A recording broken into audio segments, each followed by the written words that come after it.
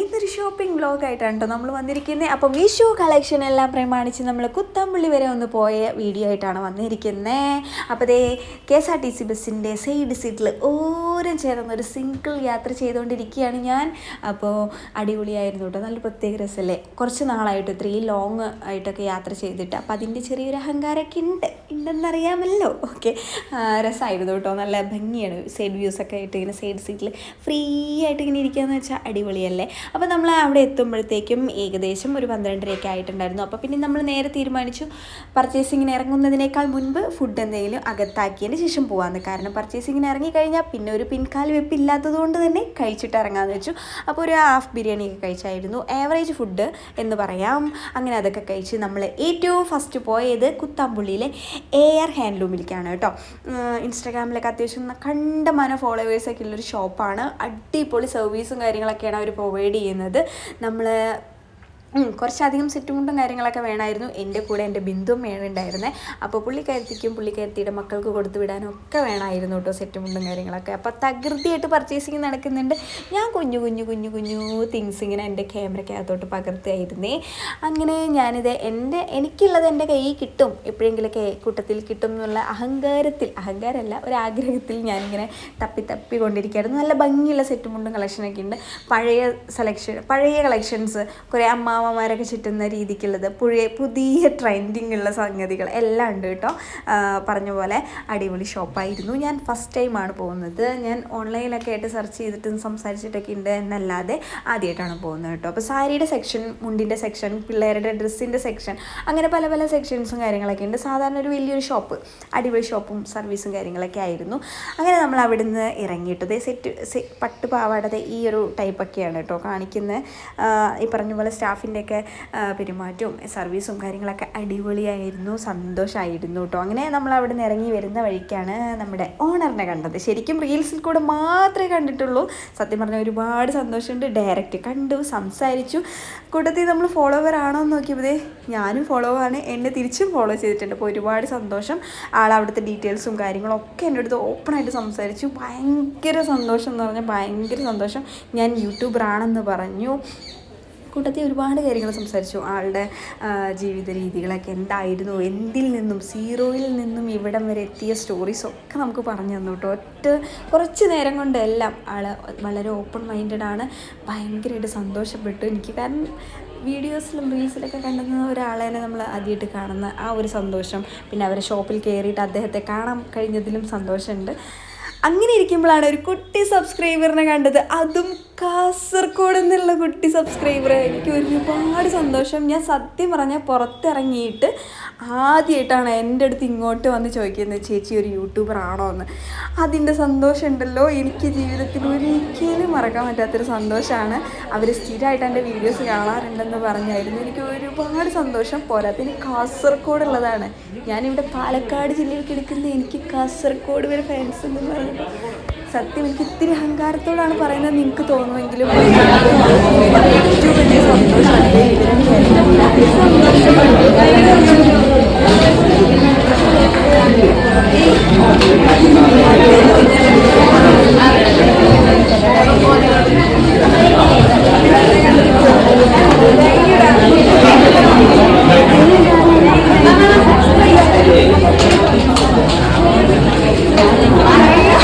സത്യം പറഞ്ഞാൽ വണ്ടറടിച്ച് നിൽക്കുന്ന എന്നെ വീണ്ടും വണ്ടറാക്കാതെ ഹെയർ ഹാൻഡ്ലൂംസിൻ്റെ ഓണർ എനിക്കൊരു ഗിഫ്റ്റൊക്കെ തന്നായിരുന്നു. ഏറ്റവും കൂടുതൽ സന്തോഷം സത്യം പറഞ്ഞാൽ അന്ന് ഇരട്ടി ഡബിളായിട്ടുള്ള സന്തോഷമായിട്ടിരിക്കുന്നത്.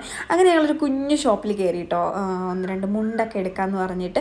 അപ്പോൾ ഇതിൻ്റെ ഈ ഒരു തുമ്പ് സാരിയുടെ ഇങ്ങനെ കാണാൻ വേണ്ടി ഭയങ്കര രസമാണ്. ഭയങ്കര രസമായിട്ട് അവരിങ്ങനെ അറേഞ്ച് ചെയ്ത് വെച്ചിട്ടുണ്ട് കളർഫുള്ളായിട്ട്.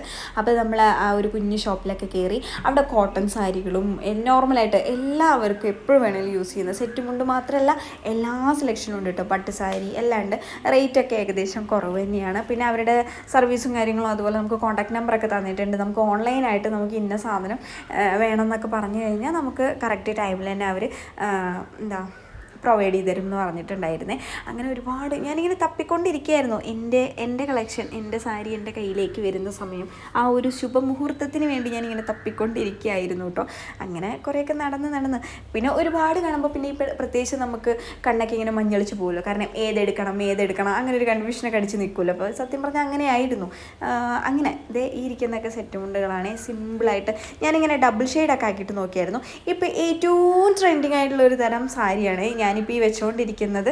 നല്ല രസമുണ്ട് കേട്ടോ. അതിൻ്റെ കളർ കോമ്പിനേഷൻ കാണാൻ തന്നെ അന്തം വിട്ട് പണ്ടാരടങ്ങി പോകും. അത്രയും രസമാണ് കേട്ടോ. ഒരുപാട് ഷെയ്ഡ്സ് ഉണ്ട്. ഞാനിത് ഇത്രയും ഷെയ്ഡ്സാണ് കയ്യിൽ വെച്ചിട്ടുള്ളൂ. എന്നാലും അടിപൊളിയാണ്. സത്യം പറഞ്ഞാൽ പർച്ചേസിങ്ങിന് പോയി ബോറടിക്കുക അങ്ങനെയുള്ളൊരു പരിപാടിയൊന്നുമില്ല കേട്ടോ. ഞാൻ റെസ്റ്റ് എടുക്കുകയാണ്. ബിന്ദമ്മ തകൃതിയായിട്ട് അവിടെ ഷോപ്പിംഗ് ചെയ്തുകൊണ്ടിരിക്കുകയാണ്. കാരണം മക്കൾക്കൊക്കെ വേണമല്ലോ. അപ്പോൾ അവർ വീഡിയോ കോളൊക്കെ ചെയ്ത് സംസാരിച്ച് റിലാക്സ് ആയിട്ട്, സത്യം പറഞ്ഞാണല്ലോ ഇത്രയും റിലാക്സ് ആയിട്ട് ഡ്രസ്സ് എടുക്കാൻ പോകുന്നത് ആദ്യമായിട്ടാണ് കേട്ടോ. അപ്പം ഞാൻ കുഞ്ഞു തിങ്സൊക്കെ ഇങ്ങനെ എൻ്റെ ക്യാമറയ്ക്കകത്തോട്ട് പകർത്തിയെടുക്കുകയായിരുന്നു. പിന്നെ എൻ്റെ കുറച്ചധികം കോമാളിത്തരങ്ങളും കാണുന്നുണ്ടായിരിക്കും നിങ്ങൾ. അതൊക്കെ കഴിഞ്ഞ് നമ്മൾ തിരിച്ച് റിട്ടേൺ പോരാൻ നേരത്ത് നമുക്ക് വീണ്ടും വിശക്കാൻ തുടങ്ങി. അപ്പോൾ ഒരു സോഡ സർബത്ത് കുടിച്ചു. പിന്നെ ഇതേ പരിപാടിക്ക് ഉപ്പ് കൂടിയതുകൊണ്ട് നമ്മൾ വീണ്ടും പഴംപൊരിയും കൂടി ഓർഡർ ചെയ്തു കേട്ടോ. സത്യം പറഞ്ഞാൽ ഈ വെള്ളം കിട്ടിയപ്പോണ്ടല്ലോ അത് പോകുന്ന വഴി ഡയറക്റ്റ് അറിയാൻ പറ്റുന്നുണ്ടായിരുന്നു. ഭയങ്കര ചൂടായിരുന്നു. നല്ല റിലാക്സേഷൻ കിട്ടിയിട്ടോ ഈ ഒരു സോഡ സർബത്തൊക്കെ കുടിച്ചപ്പോൾ. അങ്ങനെ അതൊക്കെ കഴിഞ്ഞതിന് ശേഷം ബിന്ദമ്മ ചായ ഉണ്ട് ഓർഡർ ചെയ്തിട്ടുണ്ടായിരുന്നു. അപ്പോൾ ചൂട് ചായ വലിയ ടേസ്റ്റ് ഒന്നും ഇല്ലെന്ന് പറഞ്ഞായിരുന്നു. എന്നാലും അത് ആറ്റി കുടിച്ച് നമ്മൾ ബസ്സിൽ കയറി ഏതാണ്ട് ഒരു പകുതിയൊക്കെ എത്തിയപ്പോഴേ പൂരത്തിൻ്റെ മഴയാണ് കേട്ടോ. ഈ കൂനത്തറ എന്നൊക്കെ പറയും, ഒറ്റപ്പാലം കഴിഞ്ഞിട്ട് കൂനത്തറ. അവിടെ എത്തുമ്പോഴത്തേക്കും പൂരമൊക്കെ നടക്കുകയായിരുന്നു. പക്ഷെ പൂരത്തിനൊക്കെ സമയത്ത് നല്ല മഴ പെയ്തു. അവിടെ കൊട്ടുന്ന ആൾക്കാരൊക്കെ റിലാക്സ് ചെയ്ത് കയറിയിരിക്കുന്നു. അങ്ങനെ ഞങ്ങൾ കുട്ടനാട് ടൗണിലെത്തി.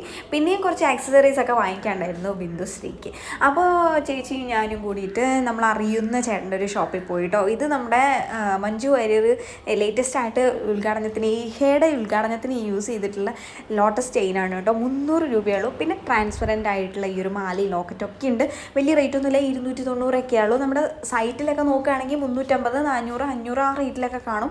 പക്ഷേ ചേട്ടൻ്റെ ഷോപ്പിൽ നല്ല ആൻറ്റിക് പീസ്, ട്രാൻസ്പെറൻ്റ് ആയിട്ടുള്ളത്, ലോക്കറ്റ് മാത്രമായിട്ടുള്ളതും സിമ്പിളായിട്ടുള്ളതും ഒരുപാട് കളക്ഷൻസ്, ഇയറിങ്സ് ആവട്ടെ എല്ലാം അടിപൊളിയാണ്. അങ്ങനെ നമ്മൾ കുട്ടനാട് എത്തി.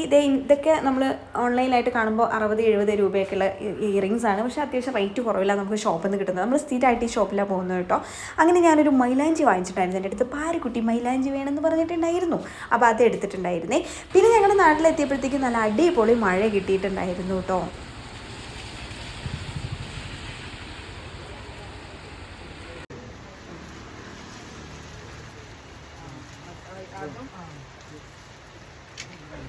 ഞങ്ങൾ എത്തിയപ്പോഴത്തേക്കും നല്ല ടൈം ആയിട്ടുണ്ടായിരുന്നു. ഒരു 8 മണിയൊക്കെ ആയിട്ടുണ്ടായിരുന്നു. അപ്പോഴത്തേക്കും പൊരിഞ്ഞ് വിശപ്പുണ്ടായിരുന്നു. പിന്നെ ഒന്നും നോക്കിയില്ല, നേരെ ആനന്ദ് ഭവൻ ഹോട്ടലിൽ കയറിയിട്ടുണ്ടായിരുന്നു. അവിടെ കയറി നല്ല ചൂടുള്ള മസാല ദോശ ഓർഡർ ചെയ്തായിരുന്നു കേട്ടോ. മസാല ദോശ പിന്നെ പാൽ ചായ, ഓക്കെ അത്ര തന്നെ. നല്ല ടേസ്റ്റുള്ള മസാല ദോശ ആയിരുന്നു കേട്ടോ. അപ്പോൾ അതൊക്കെ കഴിച്ചിട്ടാണ് ഞാൻ തിരിച്ച് വീട്ടിലേക്ക് പോകുന്നത് കേട്ടോ. സത്യം പറഞ്ഞാണ്ടല്ലോ മസാല ദോശയ്ക്ക് നല്ല ടേസ്റ്റ് ഉണ്ടെങ്കിലും വയറിൽ നല്ല വിശപ്പും കൂടി ഉണ്ടായിരുന്നേ. അപ്പോൾ രണ്ടും കൂടി ആയിട്ടുണ്ടല്ലോ അടിപൊളിയായിരുന്നു കേട്ടോ. നല്ല ചൂടൊക്കെ ഉണ്ടായിരുന്നു കേട്ടോ മസാല ദോശ കഴിക്കാൻ വേണ്ടിയിട്ട്.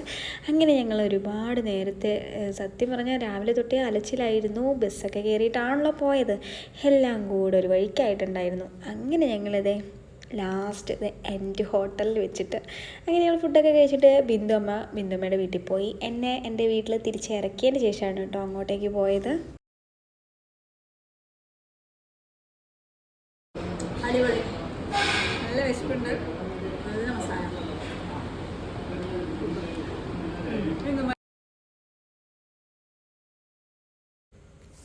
നല്ല മുരുമുരായിരിക്കുന്ന മസാല ദോശയൊക്കെ കഴിച്ച് ഓട്ടോ പിടിച്ച് ഞാൻ വീട്ടിൽ ചെല്ലുമ്പോഴത്തേക്കും 2 കുഞ്ഞു വികൃതികൾ എന്നെ കാത്തിരിക്കുന്നുണ്ടായിരുന്നു കേട്ടോ. കാലത്തൊട്ടിട്ടേ എനിക്ക് ഫോൺ വിളിച്ച് അപ്പോൾ കാര്യങ്ങളൊക്കെ അപ്ഡേറ്റ് ചെയ്യുന്നത് കൊണ്ട് നല്ല സമാധാനത്തിലാണ് ഞാൻ പോയി വന്നത്. അപ്പോൾ പോയി വന്നപ്പോൾ പാരക്കുട്ടിക്ക് മൈലാഞ്ചിയൊക്കെ വാങ്ങിച്ചു കൊടുത്ത് ഭയങ്കര ഹാപ്പിയാക്കി. ധ്യാനുദേ ഇവിടെ ഉണ്ട്. അപ്പോൾ അത്രയേ ഉള്ളൂ.